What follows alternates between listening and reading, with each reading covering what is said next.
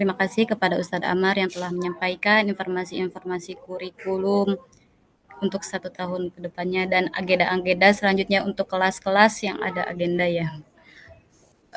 Selanjutnya yaitu informasi pembangunan. Alhamdulillah Bapak Ibu semua di bulan pekan-pekan kemarin Mimbar Rufas sedang membangun asrama. Informasi pembangunan ini yang akan disampaikan oleh Ustazah Nanin Dia Kurniawati MPD.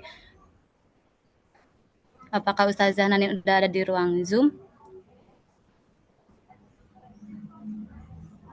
Hadir, Teh.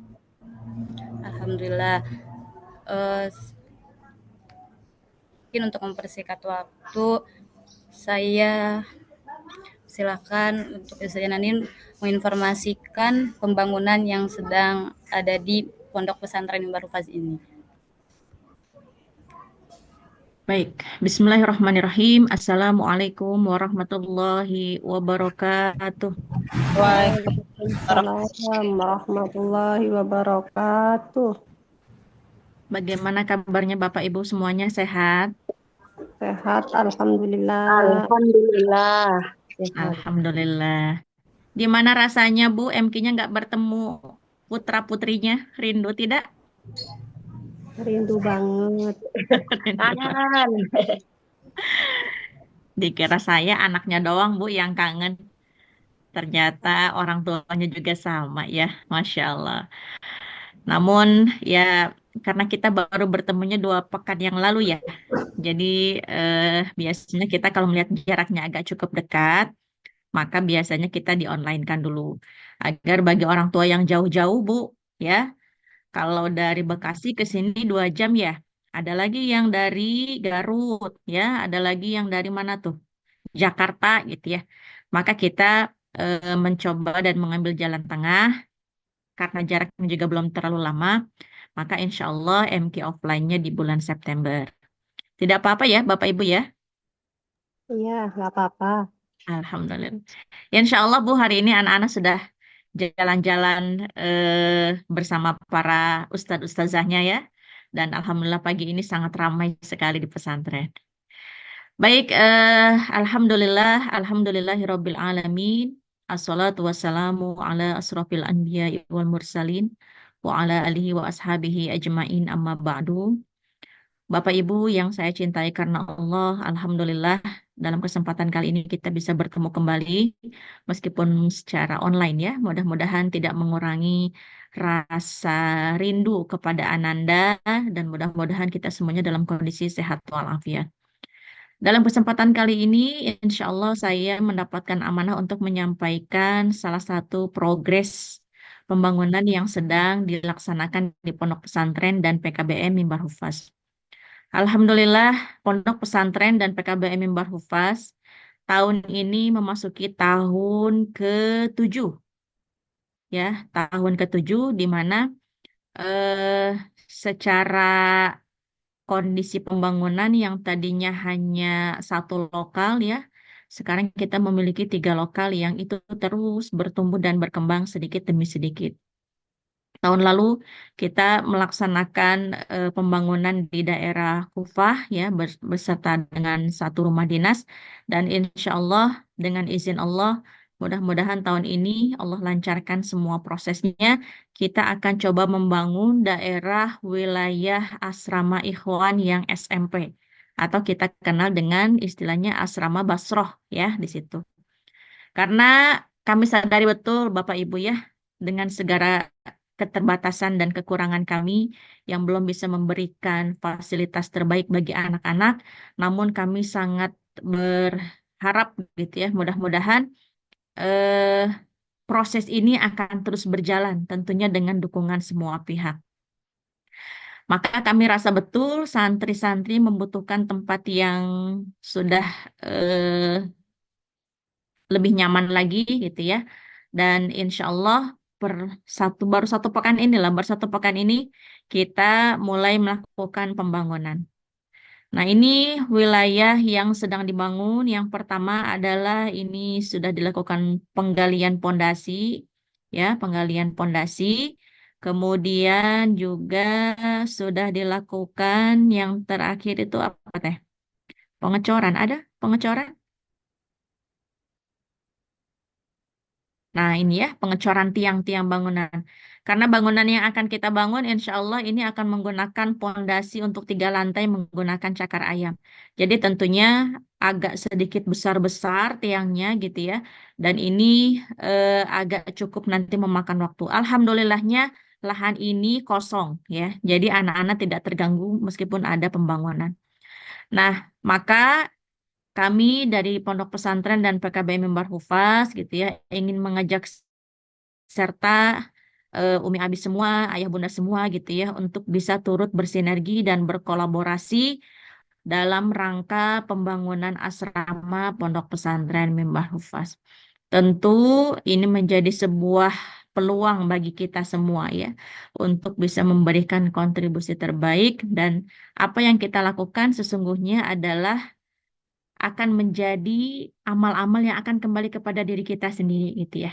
Kalau hari ini kita merasa bahwa kita membutuhkan gitu ya peluang kebaikan ini menjadi sebuah amalan unggulan kita, maka kami di Pondok Pesantren insya Allah siap untuk berkolaborasi untuk menyalurkan donasi-donasi yang insya Allah akan Bapak Ibu eh, berikan kepada kami. Di sini ada 2 rekening Bapak Ibu ya. Ada rekening atas nama Wakaf Mimbar Hufaz. Nah, dana yang ada di rekening Wakaf Mimbar Hufaz ini dia peruntukannya khusus untuk pembangunan. Jadi tidak bisa digunakan untuk yang lain, khusus untuk pembangunan. Dan sampai saat ini, saya cek dulu ya. Sampai saat ini saldonya berapa? Ya Ustazah Ismi ya.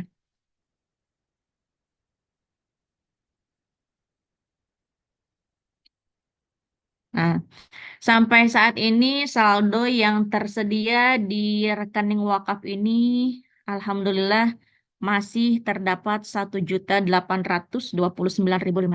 Ya, tentu ini menjadi sebuah peluang ya bagi kita semua untuk bisa memberikan wakaf terbaiknya. Kemudian di rekening yang kedua, ini juga masih rekening BSI ya, sama-sama BSI atas nama ZIS Mimbar Hufaz.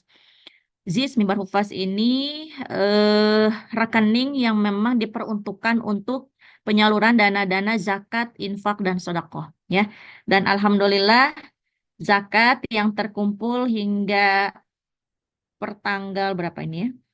Hari Jumat kemarin ya, hari Jumat kemarin zakat yang terkumpul alhamdulillah 902.000 dan infak ada 158.000. Maka ini menjadi eh, bahan bahan yang perlu kita sampaikan gitu ya terhadap kondisi eh, lembaga amil zakat Mimbar Hufaz ini dan tentunya kami mengajak gitu ya Bapak Ibu semua untuk bisa saling berkontribusi dalam rangka pembangunan asrama ini agar berjalan dengan lancar. Dari dana yang dibutuhkan kurang lebih sekitar 370 juta.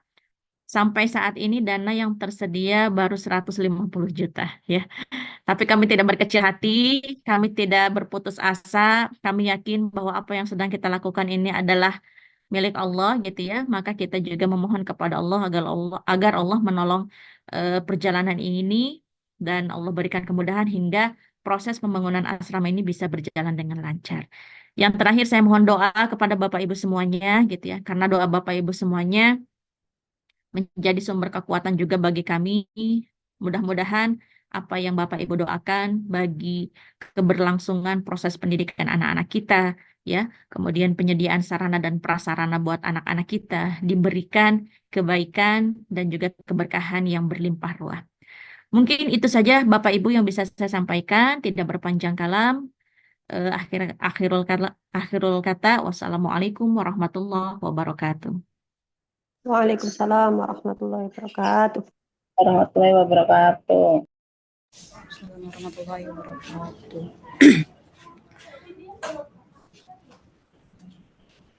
Terima kasih kepada Ustazah Nani yang telah menginformasikan terkait progres pembangunan yang ada di Pondok Pesantren Mimbar Hufaz ini. Semoga pembangunan ini berjalan dengan lancar, diberkahkan oleh Allah Subhanahu wa taala. Selanjutnya yaitu penyampaian materi yang akan disampaikan oleh kepala sekolah kita, yaitu Ustazah Eriatul Zahro SPD. Apakah sudah ada di ruang Zoom?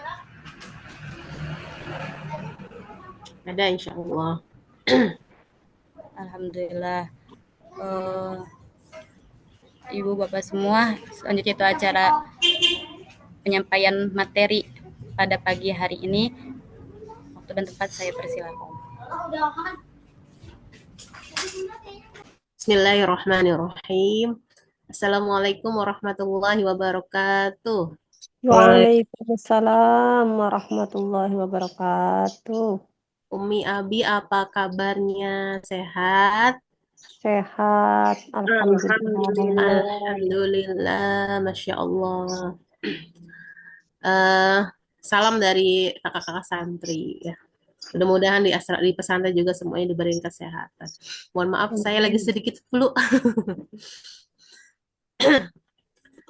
Izin share ini ya materi.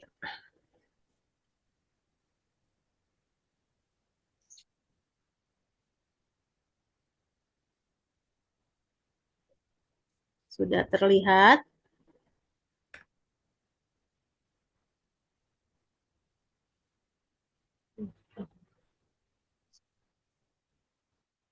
Sudah terlihat ya Umi Abi ya? Sudah. Oke. Sudah. Ya.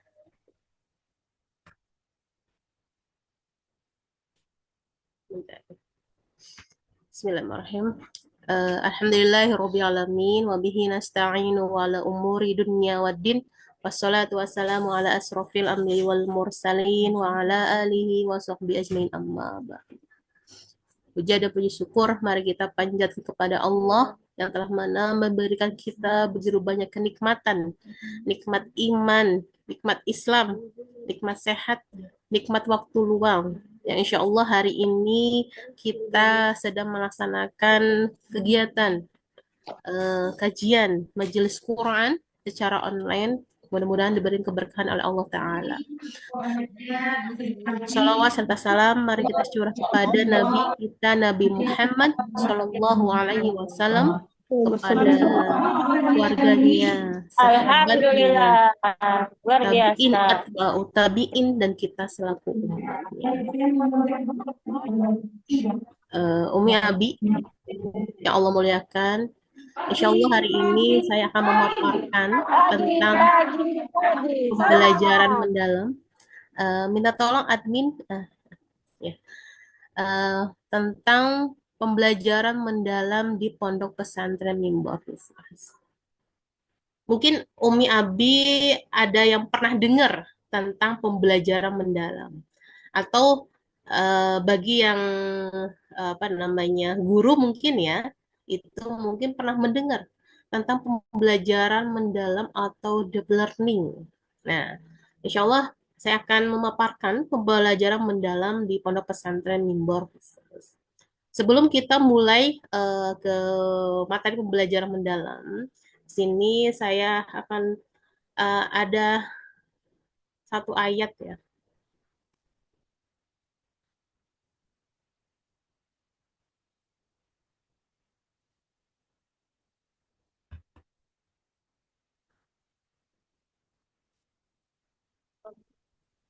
Ya, di sini ada ayat.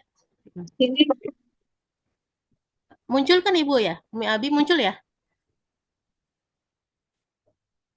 Muncul. Yaitu ayat tentang mencetak generasi tangguh, yaitu Quran surat An-Nisa ayat 9.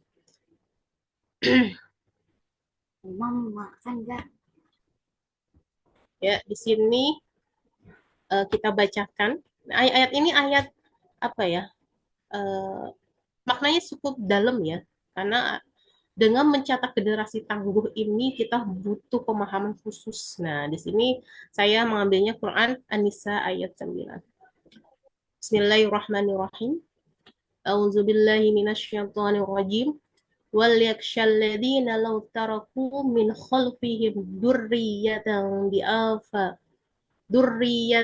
di'afan khafu 'alaihim falyattaqullah falyattaqullaha wal yaqulu qawlan sadida. Yang artinya, dan hendaklah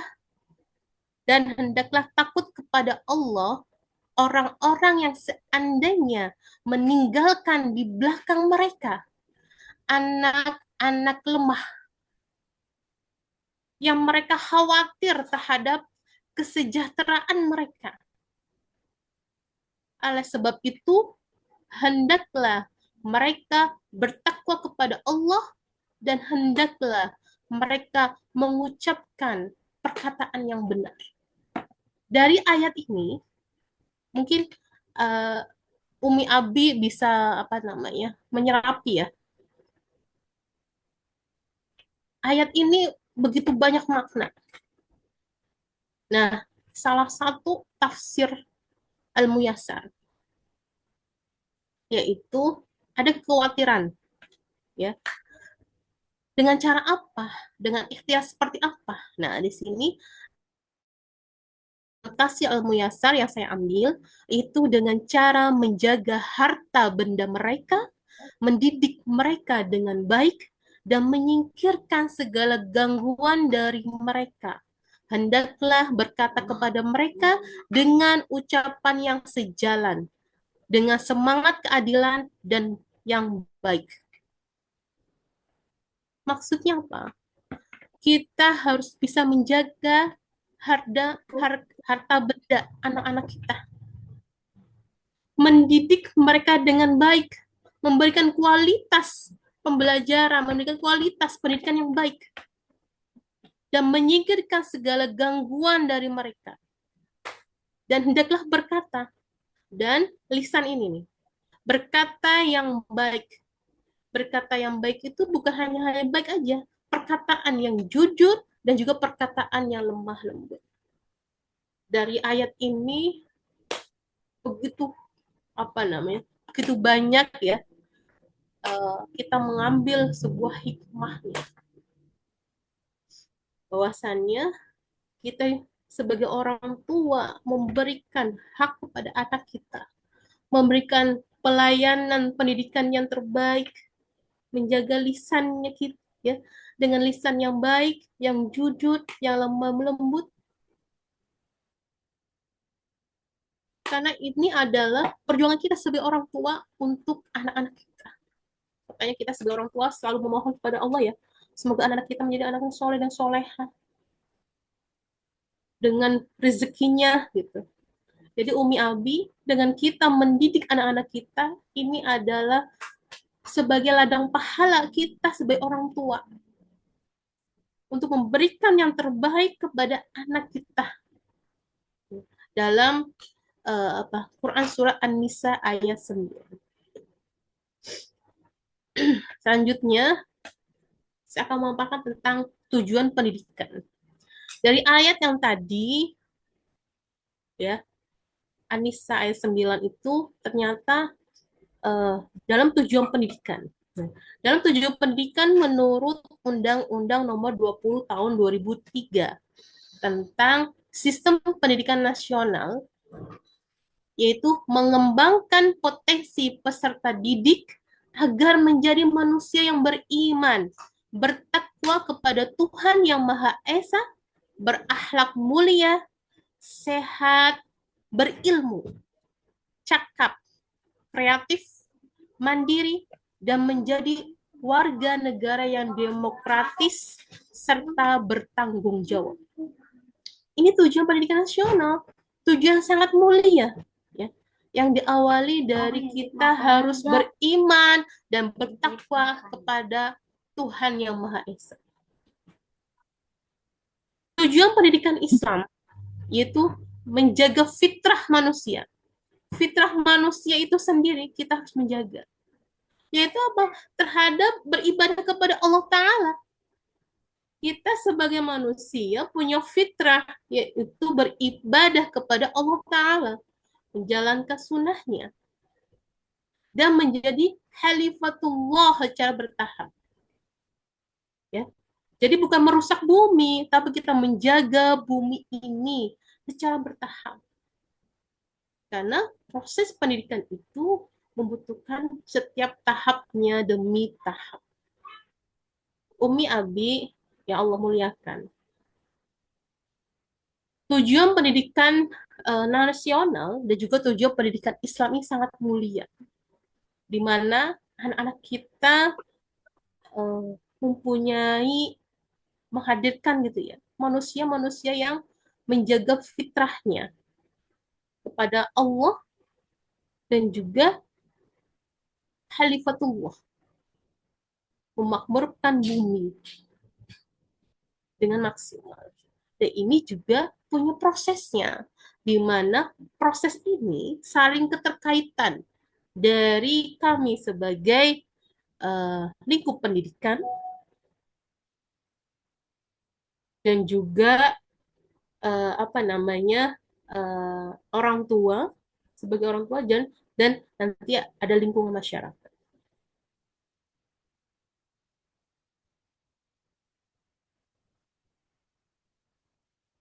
Nah, kita lanjut bentar.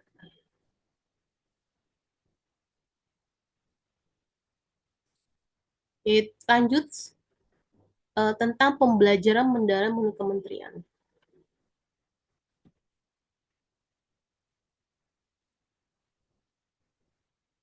Umi Abi, mungkin bagi yang guru ya, mungkin sudah paham tentang pembelajaran mendalam. Di mana pembelajaran mendalam ini adalah diluncurkan oleh Kementerian Republik Indonesia, Menteri Pendidikan, pendekatan, kurikulumnya tetap kurikulum merdeka dengan pendekatan uh, deep learning. Di sini ada definisinya. Pembelajaran mendalam merupakan sebuah pendekatan yang memanusiakan dengan menekankan pada penciptaan suasana belajar dan proses pembelajaran. Proses pembelajaran yang seperti apa? Yaitu yang berkesadaran, mindful, bermakna, meaningful, dan menggembirakan, joyful. Ya. Melalui apa? Yaitu melalui olah pikirnya, olah hatinya, olah rasanya, dan juga olahraga. Dengan itu semua akan mewujudkan profil lulusan atau 8 dimensi. Nah, 8 dimensi itu apa saja? Yaitu yang pertama adalah keimanan dan ketakwaan kepada Tuhan Yang Maha Esa. Profil lulusan yang pertama. Yang kedua itu kewargaan. Yang ketiga itu penalaran kritis. Yang keempat itu kreativitas. Yang kelima kolaborasi. Yang keenam berarti ya kemandirian. Yang ketujuh kesehatan dan yang kedelapan komunikasi. Ini menurut Kementerian Pendidikan. Ya, Umi Abi, pembelajaran mendalam ini sebenarnya sudah kita laksanakan di pondok pesantren. Dalam prosesnya, mungkin kalau seandainya di sekolah formal, kita bertatap muka itu hanya di kelas. Dan mungkin waktu di kelas saja pembelajaran mendalam itu. Tapi di pesantren kita selama 24 jam. Apapun kasus yang ada, misalkan kasus yang ada di kelas, maka kita akan menuntaskan sampai selesai. Nah, ini kan proses ini kan seperti proses pembelajaran mendalam, ya, pembelajaran mendalam yang kita lakukan di pondok pesantren dengan dengan caranya. Nah, proses ini ternyata didukung oleh kementerian ya, yang diluncurkan pada tahun-tahun sekarang gitu. Maka ini proses ini maka kita akan lebih lebih menggerakkan lagi gitu, lebih memaksimalkan lagi. Karena proses ini sangat penting. Pembelajaran mendalam ini sangat penting. Yaitu anak-anak belajar diawali dengan kesadarannya terlebih dahulu. sadar bahwasanya dia mau belajar. Belajar materi apa? Nah, ini kan penting. Diawali dari pendahuluan dulu. Pendahuluan yang dimulai oleh para asatidnya. Jadi proses pembelajaran di Mimbar Hufaz itu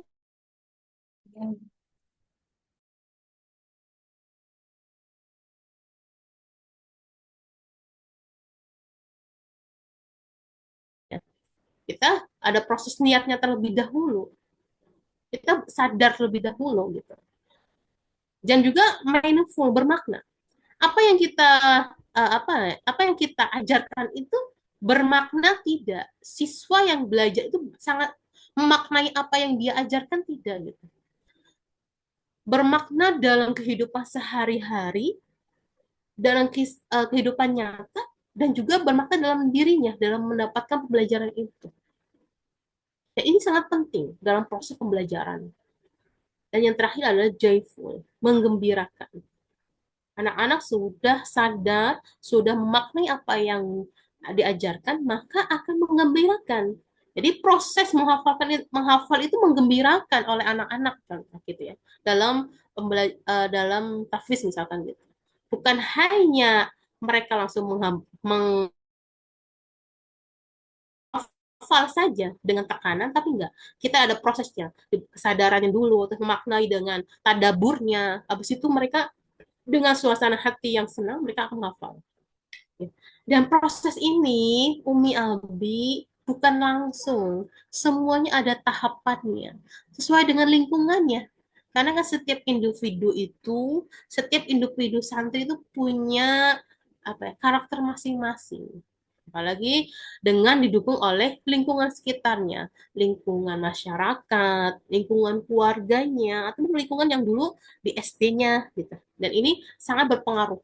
Maka pembelajaran modal itu tahap demi tahap proses ya. Eh, Selanjutnya itu 3 pilar kunci sukses dalam pendidikan. Nah, ini panahnya kayak kebalik nih. Harusnya kita dari rumah, lembaga pendidikan, lingkungan masyarakat. Oke. 3 kunci sukses dalam pendidikan. Dimulai dari rumah, orang tua. Di rumah, walaupun mungkin orang tua itu bukan seorang guru, tapi ingat, orang tua itu guru pertama anak-anaknya. Ya, guru pertama anak-anaknya di rumah. Dia menyerahkan ke lembaga pendidikan sebagai mitra pendidikan. Mitra pendidikan untuk bisa mendidik anaknya. Tapi dengan proses saling antara orang tua, lembaga pendidikan itu saling. Tidak hanya melepaskan secara sepihak. Saya lepaskan anak saya jadi sukses, saya lepaskan anak saya jadi soleh, soleha, bukan gitu. Tapi saling terikat, ya, saling terkeikatan antara orang tua dengan lembaga pendidikan. Saling diskusi, saling memberikan pendapat. Ini sangat penting. Jadi proses antara orang tua, lembaga pendidikan, dan juga lingkungan masyarakat. Nah, lingkungan di sini juga sangat berpengaruh juga. Lingkungan masyarakat, lingkungan sekolah, lingkungan rumahnya ini sangat berpengaruh. Karena ada juga penelitian menyatakan lingkungan itu 80% yang merubah karakter seorang. Maka dalam 3 pilar ini tidak boleh saling pisah ya, tidak bisa saling berkaitan. Orang tua memahami lembaganya, lembaganya memahami orang tuanya, dan lingkungan masyarakatnya juga sangat mendukung menjadi visi dan misi sekolahnya. Menghadirkan hafiz, saintis, ulama, pejuang. Ini sangat sangat utuh gitu dengan visi dan misi lembaga pendidikan itu, menghadirkan generasi hafiz, saintis, ulama, pejuang. Hafiz, saintis, ulama, pejuang. Ini tuh satu terikat dari rumah orang tuanya, lembaga pendidikannya, dan juga lingkungan masyarakatnya. Ini tidak bisa terpisahkan satu dengan yang lainnya. Maka eh, orang tua harus apa ya namanya, kalau ada yang misalkan mau diskusi, boleh diskusi dengan wali kelasnya, misalkan tentang apapun itu. Kalau seandainya masih kurang jawabannya, diskusi dengan saya, ataupun dengan kesesuaian ataupun dengan kurikulumnya. Karena kita saling apa nah, saling memberikan motivasi, saling memberikan evaluasi, saling dia terkaitan. Maka orang tua dengan menghadiri majelis Quran juga itu saling. Karena pertemuan kita di majelis Quran itu bukan hanya sekedar majelis Quran, mendapatkan ilmu dari majelis Quran, tapi juga ini koordinasi. Koordinasi antara orang tua dengan lembaga pendidikan. Majelis Quran online ataupun offline. Apalagi offline. Karena apa ya? Dengan hadirnya orang tua di kegiatan lembaga pendidikan seperti majelis Quran, berarti kan mendukung lembaga tersebut. Apalagi pertemuannya adalah sebulan sekali. Anak-anak juga butuh namanya sentuhan dari orang tua, pelukan orang tua. Ya, maka di sini juga di pesantren Imbar Hufaz, lingkungan masyarakat, anak-anak itu ada namanya hikmah santri. Ya, jadi masyarakat di sekitar kita tuh memahami bahwa kita adalah pesantren penghafal Quran. Sehingga dengan kita menghafal Al-Quran, masyarakat juga memahami kita gitu. Ya. Dan anak-anak juga terjun ke masyarakat, memahami lingkungannya dengan kegiatan khidmah santri tersebut. Ya. Jadi Umi Abi mohon maaf ya, kegiatan yang ada di lembaga pendidikan itu insya Allah baik buat seluruhnya ya. Maka kegiatan majelis Quran yang sebulan sekali saya harapkan itu hadir, mau online ataupun online. Karena di dalam majelis Quran itu adalah proses koordinasi, bukan hanya tentang kajiannya, tapi proses koordinasi. Bisa tanyakan ke wali kelasnya perkembangan anaknya, bisa tanyakan ke muhafiznya perkembangan tahfiznya, dan juga sentuhan pelukan orang tua ke anaknya yang mungkin dirindukan kepada anaknya. Dan kalau yang sekarang karena online, dan emang 2 pekan ya, baru 2 pekan tadi yang Ustazah Nani bilang, maka emang kita ada majelis online gitu. Insya Allah bulan depan insya Allah kita akan offline. Maka waktu-waktu khusus pertemuan dengan lembaga pendidikan, pertemuan dengan santri itu udah dijadwalkan gitu. Dan dimohon hadir untuk apa sih perkembangan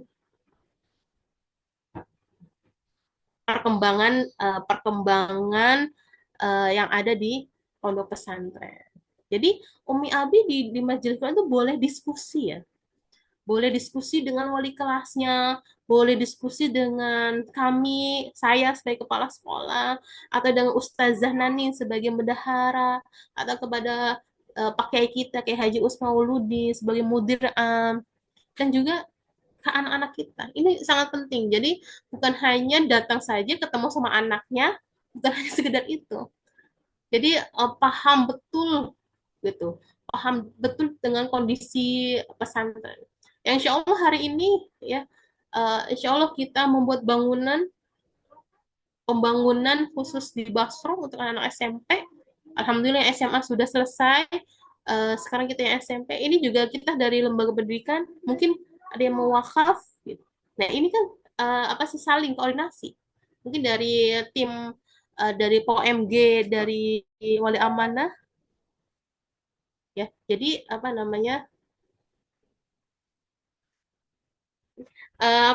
jadi saling koordinasi.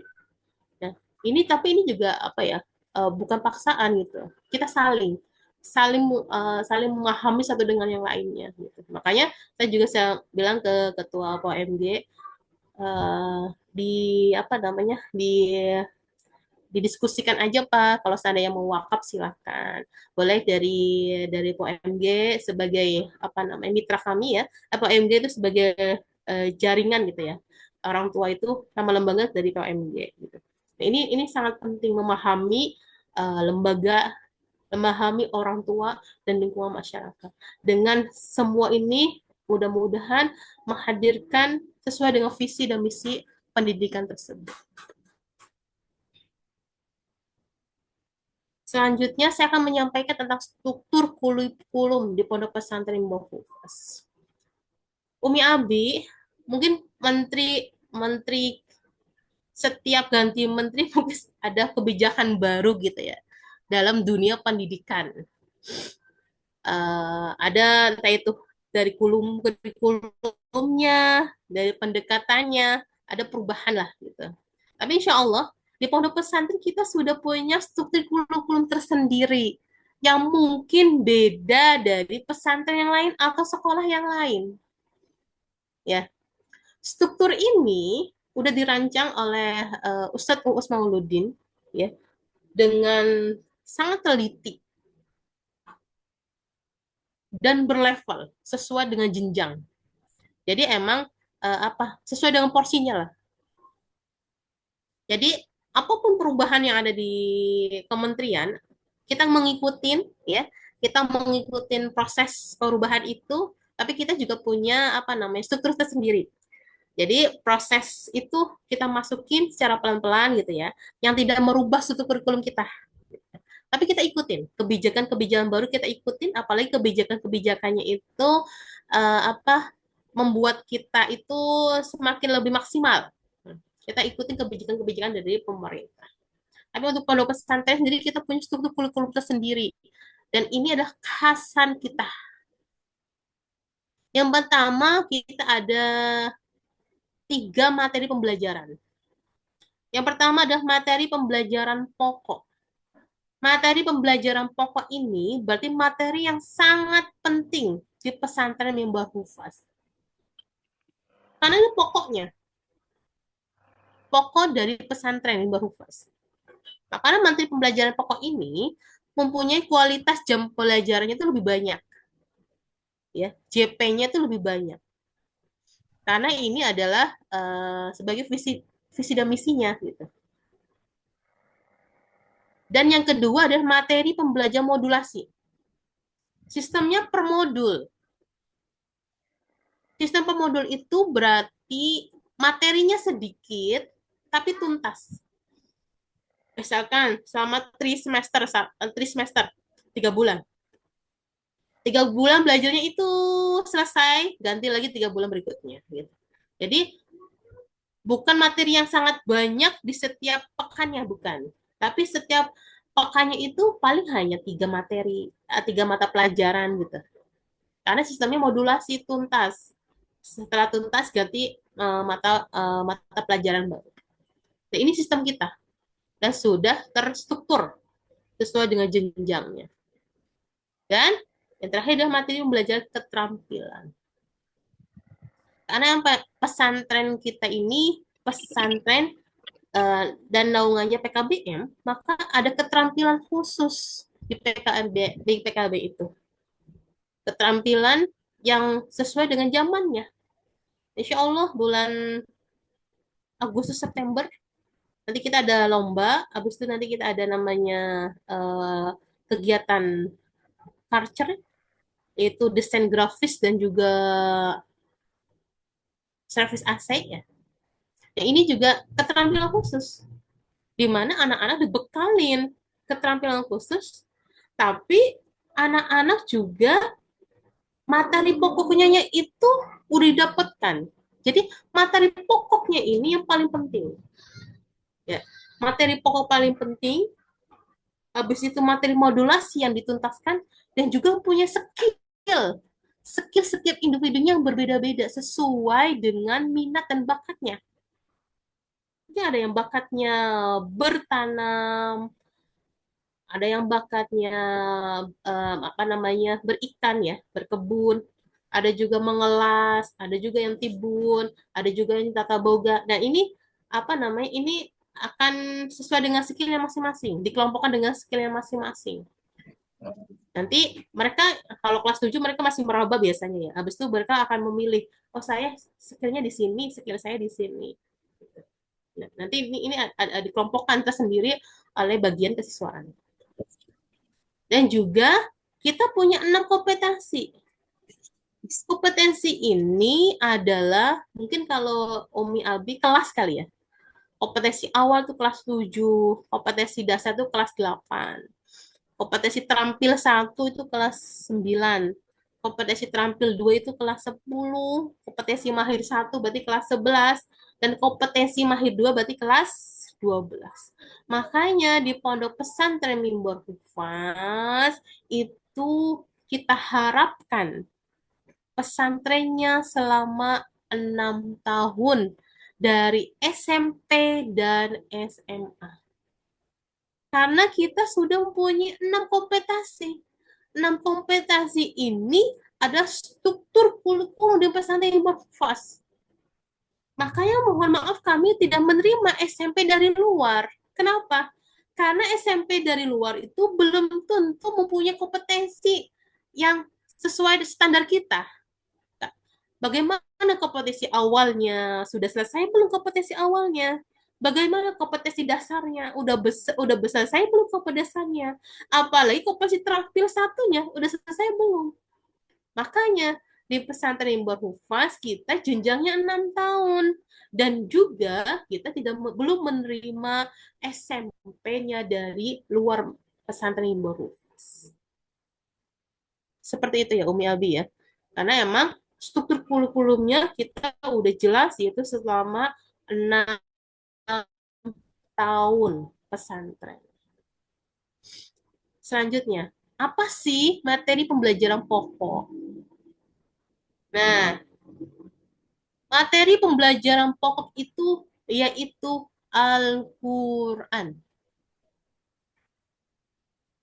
Alhamdulillah, metode yang ada di pesantren Mimbar Hufaz itu adalah metode Tis'ata. Yang membuat metode ini adalah Ustadz kita, yaitu Kiai Haji Usmauluddin MA dengan Ustadz Ammar Abidin SPD. Kita sendiri metode ini.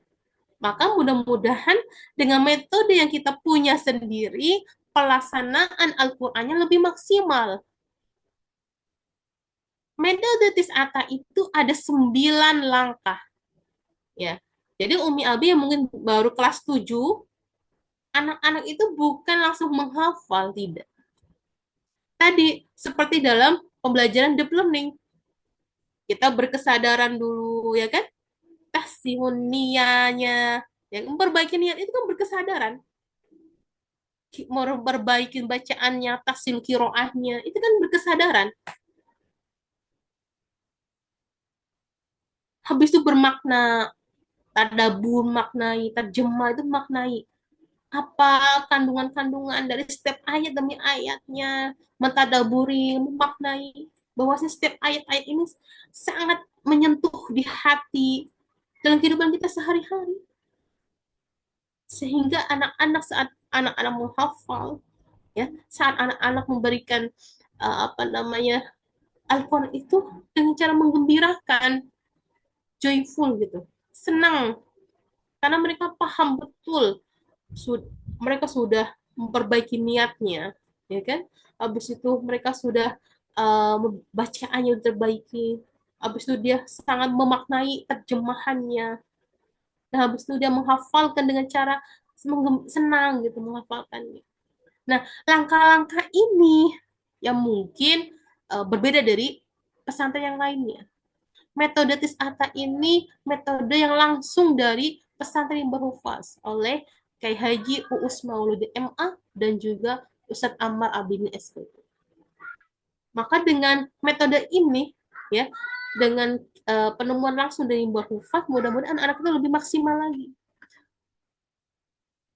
Jadi dengan langkah setahap demi setahap, bukan hanya menghafalnya banyak, tapi kita harus tahap demi tahap. Benerin dulu niatnya, gimana niat kita dalam belajar Al-Quran ini. Habis itu perbaiki dulu bacaannya, bagaimana apakah sesuai dengan tajwidnya atau tidak.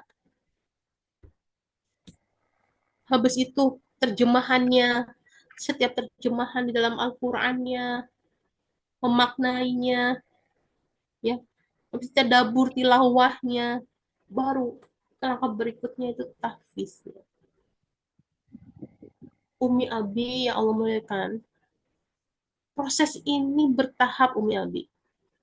Kita nggak bisa langsung apa nama anak santri itu langsung jadi harus tablik misalnya, tidak bisa, bertahap, punya prosesnya masing-masing dengan lingkungan masing-masing. Karena kita juga apa realitanya di dalam halaqah Al-Quran itu punya apa ya, ada catatan gitu lah, ada catatannya. Oh kayak gini, kayak setiap anak kayak gini, kayak gini.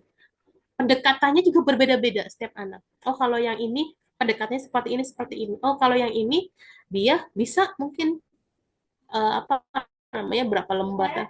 Tapi kalau yang ini mungkin hanya 2 blok misalnya gitu. Nah, itu juga pencatatan itu apa namanya harus dicatat dengan detail oleh halaqahnya masing-masing. Makanya di tahfiz ini kita JP-nya, jam pembelajarannya itu cukup panjang. Dimulai dari subuh.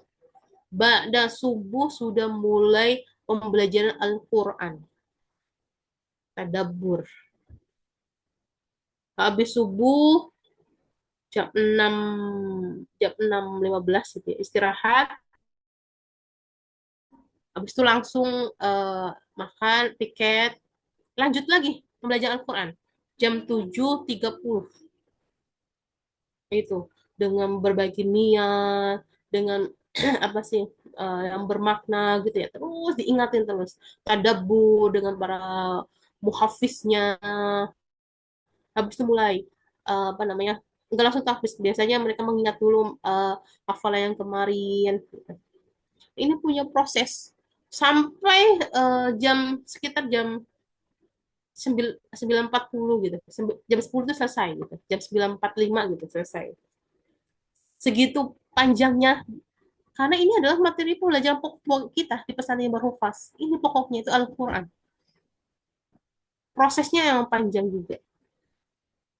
Maka dalam proses ini uh, saya juga minta doanya, mudah-mudahan diberikan kesabaran, anak-anak juga diberikan kesabaran, karena proses pembelajaran itu emang berat ya Umi Abi, tapi dengan kesabaran, dengan doa orang tua, ikhlas mengikhlaskan anaknya pesantren di sini, ikhlas memberikan perjuangan anak-anaknya, ikhlas memberikan harta bendanya yang dimiliki untuk perjuangan anak-anak sekolah. Nah ini juga saling terikat dengan keikhlasan orang tua, anak-anak tenang gitu. Dan insya Allah kita juga akan memberikan yang terbaik gitu. Setiap halako kita juga nggak halako besar gitu, halako kecil-kecil. Karena emang kita pengen punya kualitasnya yang baik. Setelah naik kelas juga kita diskusi nih. Tim muhafiz diskusi, mengevaluasi. Adakah kelas-kelas yang naik kelas tuh tapi masih kurang di sininya? Maka akan masuk ke namanya bengkel Quran ya. Ada pengayaan, ada tambahan di malam hari untuk anak-anak tersebut yang mungkin kurang dalam tahsinnya, kurang dalam tilawahnya. Nah, ini emang prosesnya berat. Dan orang tua bisa menanyakan tentang anaknya dengan guru muhafiznya gitu. Tapi untuk kelas 7 kita masih tahap awal ya, untuk kelas masih niat. Masih kebanyakan bagi niat sama tahsin, masih tahsin. Karena emang beberapa anak tuh masih masih kesulitan membaca. Nah, ini juga butuh kesabaran untuk orang tua dan anak-anaknya. Selanjutnya adalah materi pembelajaran modulasi. Tadi udah saya sampaikan, materi pembelajaran modulasi ini adalah materi struktur kurikulum yang pembelajarnya itu per modul. Jadi setiap materi pembelajaran selesai tuntas gitu. Anak-anak belajarnya itu tidak banyak mata pelajaran. Mata pelajaran itu paling 3 gitu. Nggak banyak. Karena emang sistemnya modulasi. Dan contoh misalkan dalam sains ya IPA. Pelajaran IPA itu bukan bukan hanya pembelajaran IPA yang tatap muka saja, tapi juga apa namanya diawali dari tadi ya, diawali dari niat merekanya, Jadi ada pembukaan terlebih dahulu. Habis itu memaknainya, pembelajaran itu. Dan yang pasti menggembirakan. Jadi proses pembelajarannya bukan hanya dari guru ke siswa aja, tapi ada membuat karya project, membuat presentasi, membuat kelompok, mereka mempresentasikan, mereka senang gitu ya. Ada metode-metode khususnya. Walaupun kami mungkin kelasnya masih kelas saung ya, tapi pembelajaran kami insya Allah maksimal karena emang eh, siswanya emang sekelasnya kan kita kecil ya, kelas kecil. Maksimal itu 15, nggak banyak. Nggak sampai 20 gitu, kelas kecil. Jadi masih bisa dikondisikan. Itu dengan proses pembelajaran yang insya Allah kami sebagai para guru terus belajar memberikan yang terbaik. Terus belajar memberikan yang mereka sukai. Apalagi pelajaran-pelajaran yang pesantren. Pelajaran-pelajaran pesantren itu yang benar-benar sangat bermakna. Ya kan? Contoh misalkan pelajaran akidah, akhlak. Ini kan mereka bisa langsung terapkan dalam kehidupan sehari-hari, sangat bermakna gitu. Sehingga anak-anak itu belajar bukan hanya sekedar mendapat ilmu. Sistem modulasi itu kalau seandainya setiap babnya ketuntasan anak-anak itu kurang dari 70% atau kurang, itu tidak bisa tidak bisa lanjut ke bab berikutnya. Ya minimal 70% itu orang paham gitu. Jadi ini guru juga kita lagi memaksimalkan gitu dalam proses belajar. Kita terus mengevaluasi diri kita. Anak-anak seperti ini ya di kelas ini ya. Apa yang mungkin kita rubah cara mengajarnya kah, prosesnya kah atau gimana ya. Ini juga kita terus terus bertahap ya. Terus dievaluasi lagi gitu. Karena emang anak-anak zaman sekarang itu beda dengan anak-anak zaman dahulu gitu. Kalau sekolahnya membosankan, misalkan hanya materi-materi itu membosankan gitu. Jadi harus sesuai dengan gaya mereka. Sekali-sekali kita ke sawah, misalkan gitu. Eh, kita ke saung, kita pembelajaran kita di luar, itu anak-anak senang gitu. Kelompok, presentasi, saling membuatkan karya, karyanya ada, misalkan pakai pakai kardus, pakai yang ada di pesantren. Anak-anak senang gitu dengan mata pelajarannya nggak banyak, mata pelajaran paling tiga mata pelajaran, sehingga anak-anak itu tidak terbebani dengan mata pelajaran yang banyak. Nah ini enaknya sistem modulasi. Jadi pelajarannya sedikit, tapi anak-anak tuntas, eh, pergantiannya setiap 3 bulan, ya ganti lagi 3 bulan materi berikutnya. Tapi anak-anak tidak bosan gitu. Anak-anak tidak merasa berat walaupun pelajaran itu lagi, tapi tidak merasa berat. Karena kita sebagai guru juga lagi terus mengembangkan diri kita gitu, cara belajar yang bagus gitu. Jadi kita juga sama lagi memberikan yang terbaik buat anak didik kita. Dan selanjutnya MPK, materi pembelajaran keterampilan. Sebelumnya bentar, di MPP, materi pembelajaran modulasi. Di SMP kita emang masih menekankan yaitu bahasa ya, tentang bahasa. Kemarin ada yang nanya tentang bahasa Inggris. Tentang bahasa. SMP kita masih menggunakan bahasa Arab. Karena di SMP itu eh, kelulusan di SMP itu anak-anak sudah bisa membaca kitab. Kitab taklim, akhlak bani itu udah bisa, kitab kuning. Maka bahasa Arabnya ini dikuatkan di SMP ya. Untuk yang bahasa Inggris, ini kita akan diterapkannya baru di SMA. Jadi kalau ada yang nanya orang tua, Ibu kok SMP-nya belum ada bahasa Inggrisnya? Iya, karena emang di SMP kita menerapkannya hanya bahasa Arab terlebih dahulu. Karena anak-anak di SMP ini kelulusannya sudah bisa membaca kitab kuning. Taklim, bisa. Taklim, gitu. Lalu bani itu mereka sudah bisa baca terjemahannya. Maka proses bahasa Arab itu bukan hanya bahasa Arab ya Umi Abi. Bahasa Arab itu ada akar bahasa lagi. Ada nahu sorofnya, nahu sorof level 1, nahu sorof level 2, nahu sorof level 3, ada i'rabnya, ada banyak akarnya gitu di bahasa Arab itu. Bukan hanya bahasa Arab percakapan saja, tapi sebelum ke percakapan itu ada yang lainnya gitu. Ada nahu sorofnya, ada ini, ya, ada alat-alat bantu bahasa Arabnya. Gitu. Ya, baru nanti setelah di SMP sudah paham betul tentang baca kitab. Karena di SMA levelnya udah akan naik, mereka akan apa memimpin kajian tafsir. Mereka akan menjadi apa sih namanya memberikan ceramah gitu ya. Dan itu kan salah satu syaratnya udah paham betul bahasa Arabnya untuk membaca kitab kuningnya. Maka di bahasa Inggris itu ada di level SMA. Di level SMA ini mulailah ada yaitu bahasa Inggris. Karena bahasa Inggris juga kan bahasa internasional ya yang dibutuhkan oleh seluruh kampus sepertinya ya. Ada apa namanya setiap ujian masuk kampus biasanya ada bahasa Inggrisnya. Maka ini juga penting. Nah, itu ada di level SMA. Selanjutnya MPK. Ya, MPK itu keterampilan. Nah, keterampilan ini apa tadi saya bilang bahwasanya ada setiap kelasnya itu beda-beda ya. Setelah nanti dari kelas 7, kelas 8, nanti di kelas 8 itu mereka akan memilih minat dan bakatnya masing-masing. Bakatnya di mana terlihat nih, nanti akan dicatat oleh kesiswaan. Minatnya di mana terlihat nih, nanti akan dicatat oleh kesiswaan. Gitu ya. Jadi ada yang global, misalkan pramuka itu global. Pramuka untuk ekskul wajib lah bahasanya gitu ya. Bela diri itu ekskul wajib. Nanti Tibun Nabawi tentang pengobatan Nabi itu dari awal dari kelas 7 kelas 8 dari awal. Nanti naik lagi sesuai dengan keterampilannya. Di sini aslinya ada desain grafis ya, ada Civil AC.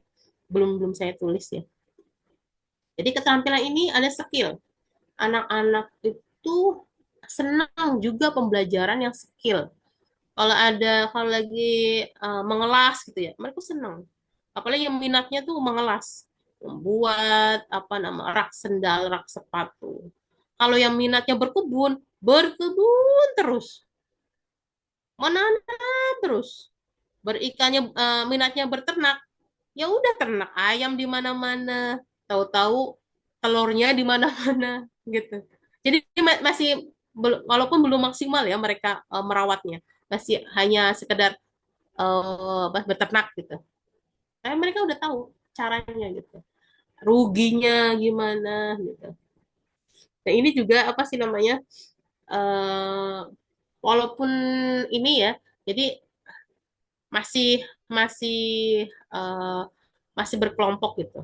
Nah, ini juga nanti sebagai keterampilan khusus yang anak-anak miliki setelah lulusan dari Mimbar Hufaz.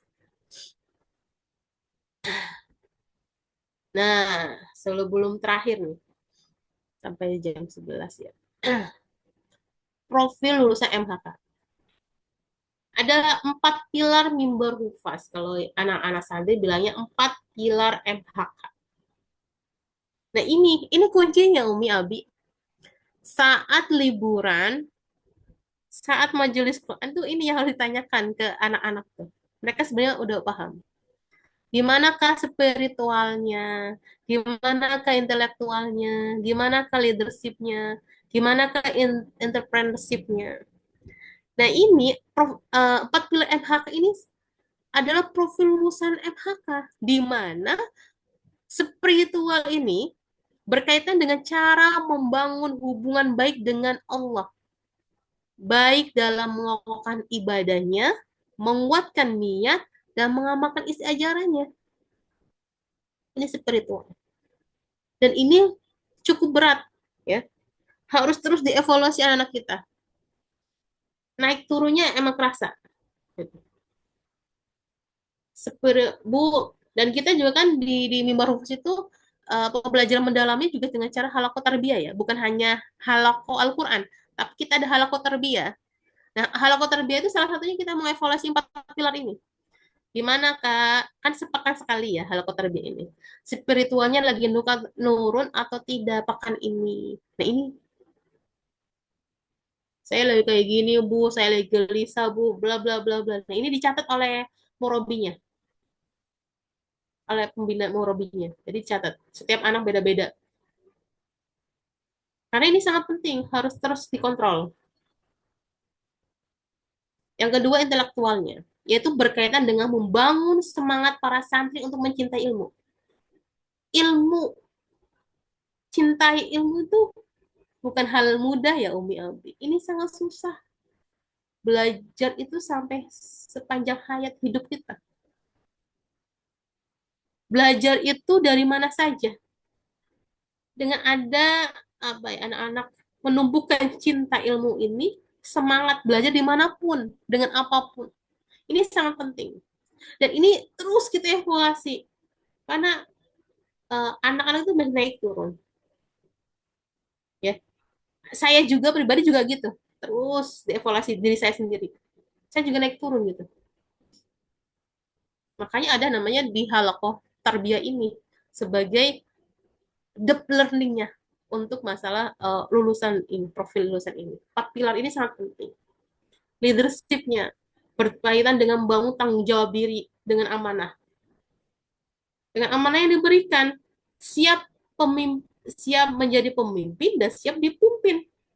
Makanya di apa namanya di mimbar hufaz kita ada namanya Osama atau OSIS. Organisasi ini mereka diberikan amanah, ya kan, membantu keasramaan untuk kegiatan keasramaan. Ada muhadoro akbar, ada muhadoro dengan kreativitasnya mereka, dengan apa namanya lomba-lomba mereka gitu. Ya. Yang tadinya mungkin malu jadi tambah lebih semangat lihat kakak-kakaknya. Yang kita lihatnya waktu kelas 7 seperti itu, oh ternyata waktu tampil di muhadoro ternyata dia bisa seperti itu ya, menyenangkan gitu. Ini leadership. Dan yang terakhir adalah entrepreneurship, yaitu keterampilan anak-anak untuk mengelola keuangan dengan cara, ada 4 cara. Yang pertama adalah hak Allah, wakaf, infak, sedekah, hak Allah. Selanjutnya adalah hak orang lain, hak orang lain. Misal kalau punya hutang maka itu harus ditunaikan, bayar hutang. Selanjutnya hak masa depan, menabung. Dan yang terakhir hak diri sendiri, yaitu kita. Presentasinya anak-anak sudah paham. Dan biasanya anak-anak itu sudah paham tentang entrepreneurship-nya. Maka anak-anak untuk yang level SMP mungkin uang jajan masih dipegang oleh wali kelasnya karena mereka belum maksimal. Untuk yang SMA, mereka memegang sendiri dengan membuat catatan keuangan sendiri. Kenapa? Karena 4 pilar ini nih sebagai bahan evaluasi kita ke setiap santri.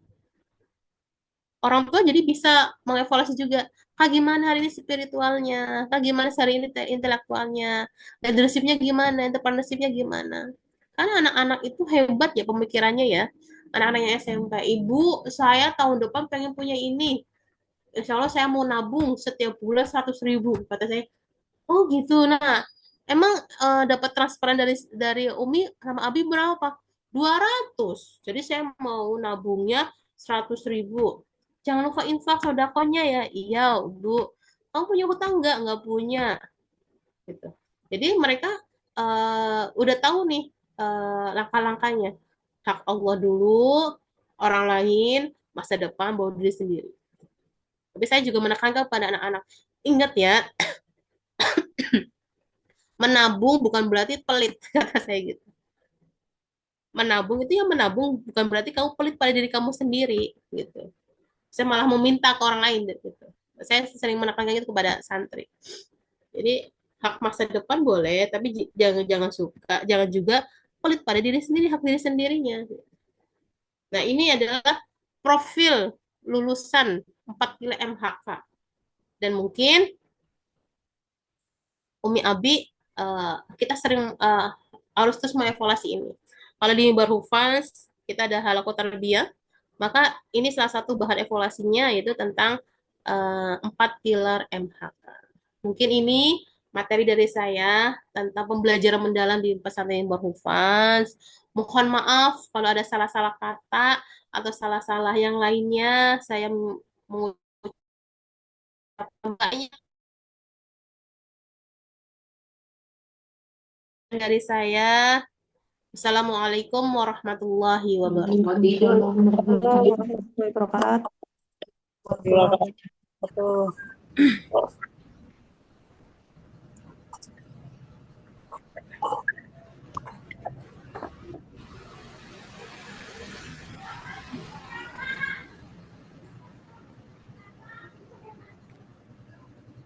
Terima kasih kepada Ustazah Zahro yang telah menyampaikan materi dengan kurikulum sekarang.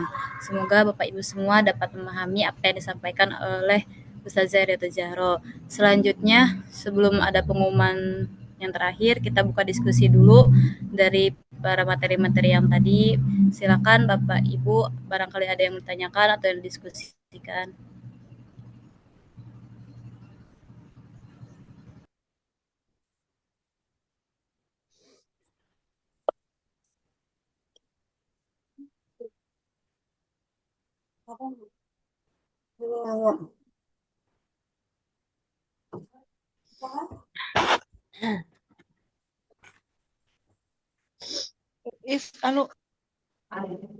Ya, gimana Umi Abi?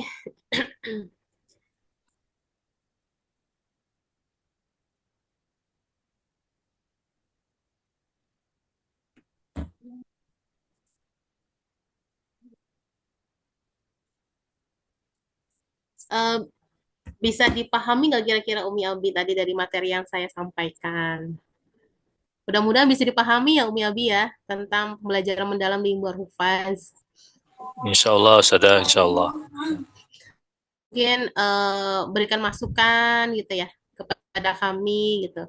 Mungkin Umi Abi punya pengalaman yang cukup baik mungkin gitu ya.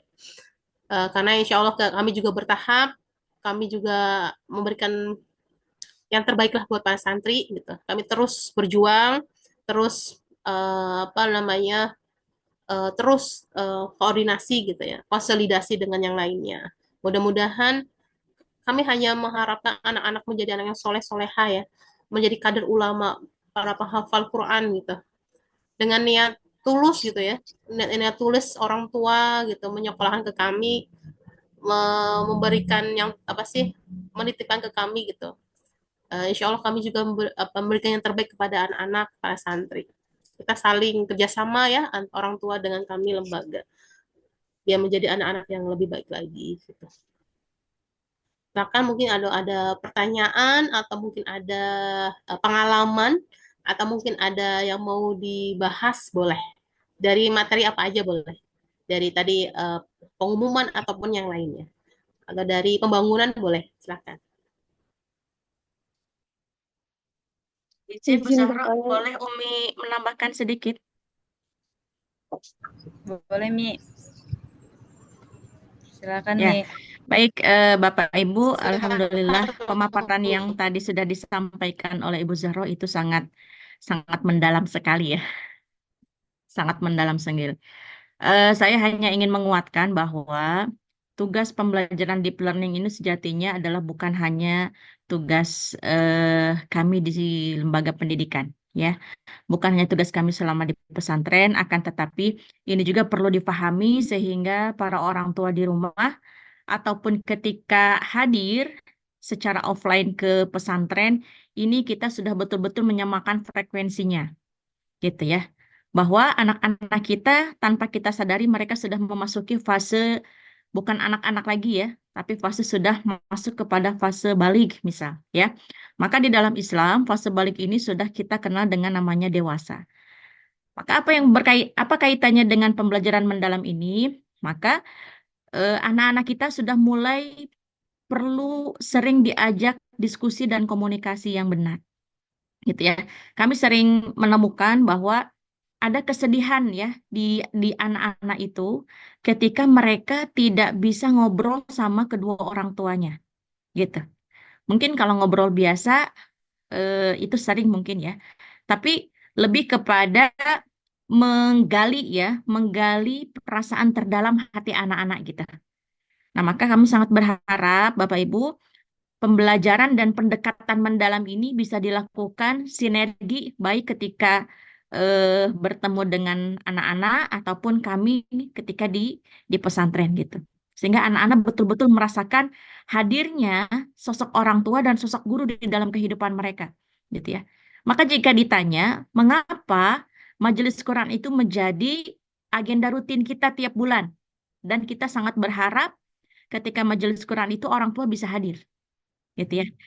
Pertama, selain kita ingin menyamakan frekuensi bersama kedua orang tua, kami pun sangat berharap bahwa memberikan waktu bersama kedua orang tua dan bertemu dengan anak-anak mereka itu tidak hilang dalam kehidupan anak-anak, gitu.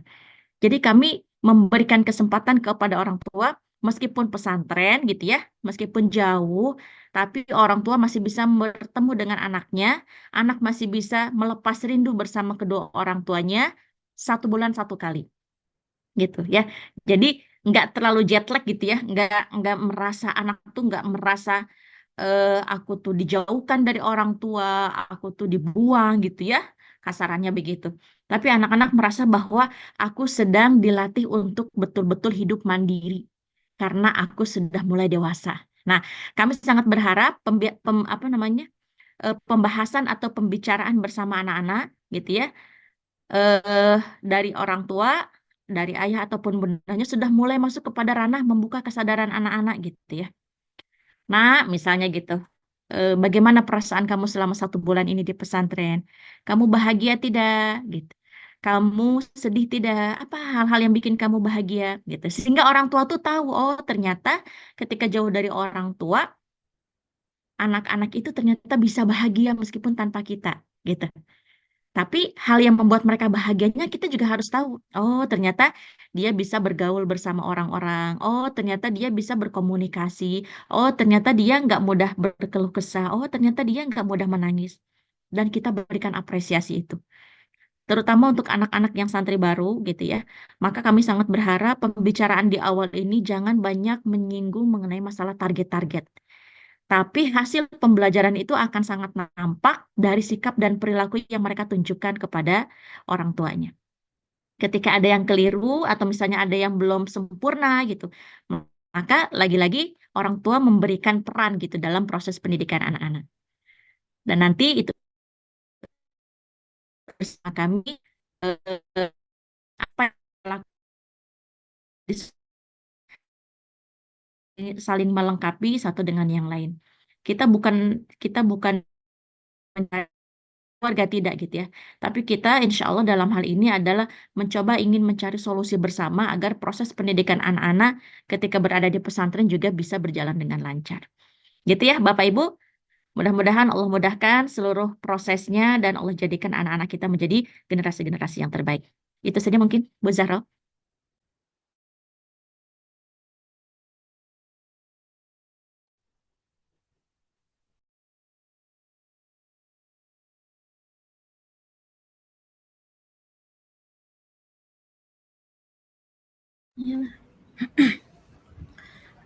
Baik, terima kasih kepada Umi Nanin yang telah menambahkan dari pembahasan materi pembelajaran mendalam. Apakah ada yang mendiskusikan kembali, Ibu Bapak? Sebelum memasuki pengumuman selanjutnya akan disampaikan oleh Ustadz Pendai. Kalau tidak ada, mungkin kita lanjut ke pengumuman selanjutnya, yaitu yang akan disampaikan oleh Ustadz Endai. Apakah Ustadz Endai sudah ada di ruang Zoom?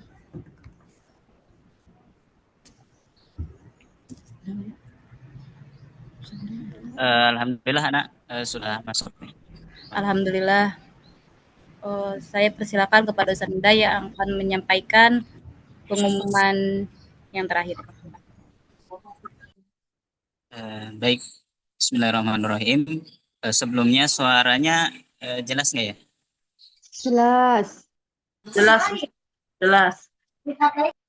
Bismillahirrahmanirrahim. Alhamdulillah wassalatu wassalamu ala Rasulillah wa ala alihi wa ashabihi wa mawalah.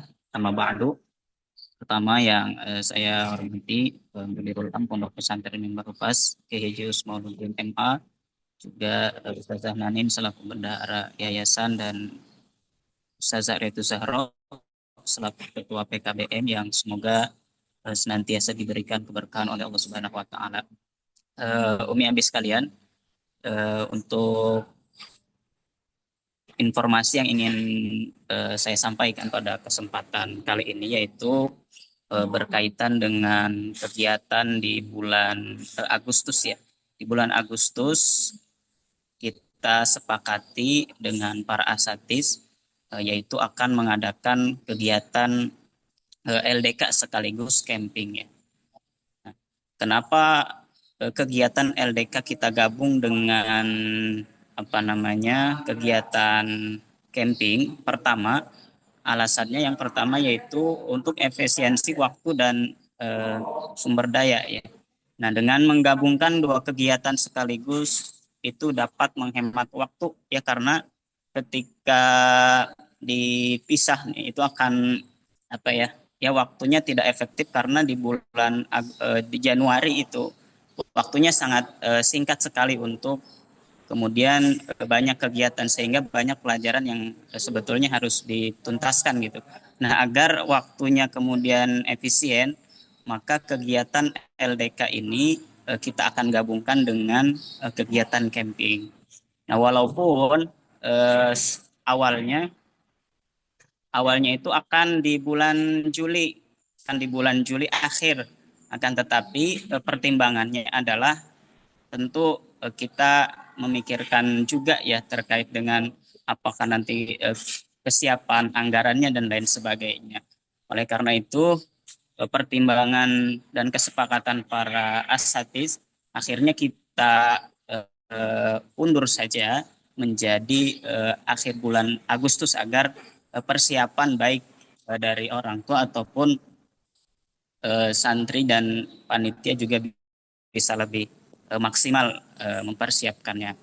Nah, kemudian alasan kenapa camping dengan LDK digabung di bulan Agustus itu, yang pertama itu sebetulnya menjadi momentum awal yang strategis ya. Jadi tahun ajaran baru itu kan membangun semangat kebersamaan baru tentunya pasca PPDB, dan kemudian diarahkan untuk membangun identitas kebersamaan dan lain sebagainya. Tadinya kan rencana di di bulan Juli ya, karena itu tadi alasannya karena memang kita mempertimbangkan dan mempersiapkan banyak halnya. Kemudian untuk surat insya Allah sudah diedarkan ya di grup wali kelas masing-masing untuk surat pemberitahuannya. Dan untuk lokasi LDK dan camping yang akan dilaksanakan, rencana kita akan diadakan di Kostrad Sangga Buana di Karawang Selatan, dan itu akan dibina oleh para TNI gitu ya, sehingga mereka bisa mendapatkan ilmu-ilmu baru baik itu tentang wawasan bangsaan, kemudian kedisiplinan dan lain sebagainya, itu bisa kemudian dibina oleh para TNI gitu ya. Nah, ini di antara program yang akan dilaksanakan di bulan Agustus. Adapun nanti untuk perlengkapan dan lain sebagainya, mudah-mudahan tidak perlu membawa banyak barang-barang gitu kan, karena kita rencana kita sudah kondisikan bahwa diusahakan kita tidak terlalu membawa banyak barang-barang gitu dari santri, dan kita prioritaskan jika pun memang harus membawa peralatan, dan kita prioritaskan yang dekat saja gitu, sehingga nanti tidak repot-repot Umi Abi harus mengantarkan peralatan dan lain sebagainya. Nah, mungkin itu saja yang dapat saya sampaikan.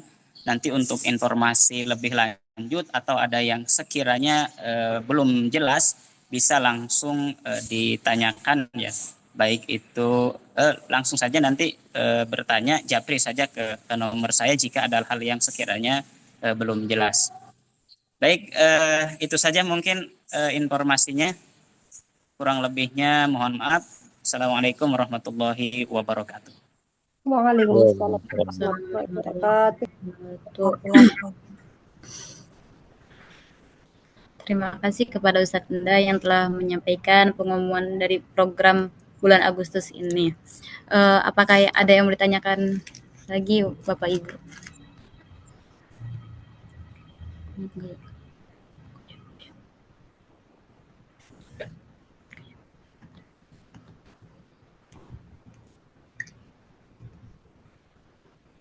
Mungkin kalau tidak ada,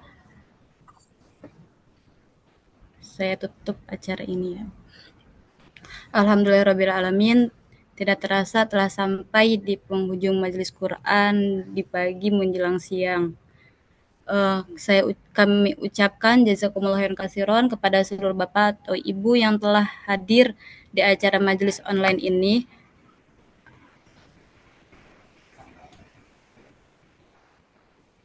Bila untuk acara ini terdapat kekurangan ataupun kehilapan, saya mohon maaf yang sebesar-besarnya.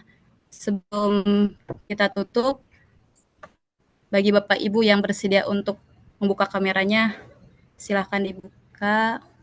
Dan kepada Ustazah Hanun, mohon foto dulu ya.